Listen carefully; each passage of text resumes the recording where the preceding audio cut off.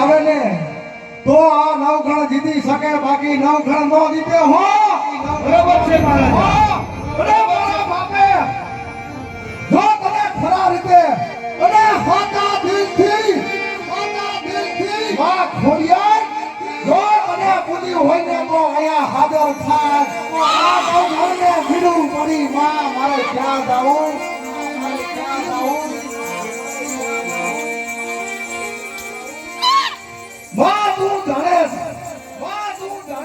કે મારે કાંઈ કાકા કુટુંબ નથી, ભાઈ બાપ નથી, એ માવણીનો માથે સાયો નથી, માથે સાયો નથી. અને બેન જહાલને ભીડું પડી માં, અને મને સંદેશો મોકલો, મને દળાયું વીરા વેલો આય, મારો મોત ન થાય એ પેલા તું વેલો આવજે.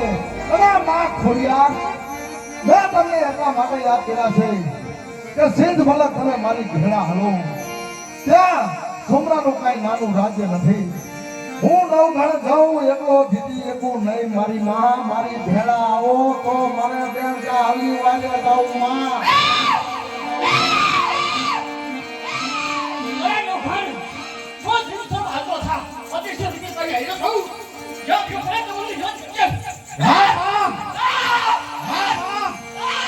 જો આ ખોડિયાર બોલી હોય ને તો તું પણ સાંભળી લે, સિંધ મલક જાઉં, અને સોમરા સામે વિજય મેળવું,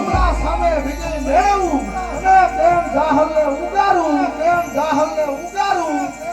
અને તો આ વાત બોલજે. હું સિંધમાં સમય દઈશ, ત્યાંથી પાછો નહીં આવું માં.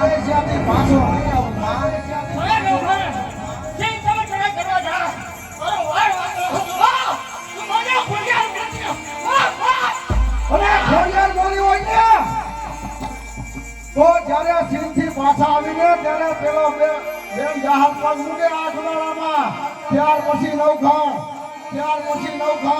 ત્યાં લગી હું આ રાજપાટ કાંઈ નહીં સ્વીકારું માં.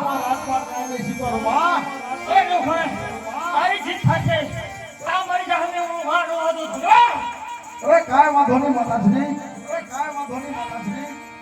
હું તમારું નામ લઈ અને સિંહ તરફ હાથો થઉં છું. પણ જોજે માં મને છેતરતી આ દ્રશ્ય રૂપે મારી હાજર લીજે, નગર નવઘણિયા રણમાં ખોવાઈ જાય માં, તમારું ગજું નહીં.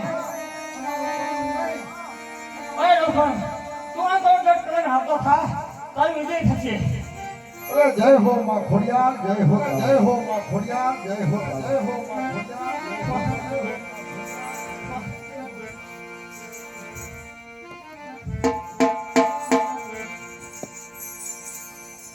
પ્રધાનજી હાલ આપણું ધર કટક લઈ અને સિંહ તરફ જાતા થઈ ચાલો.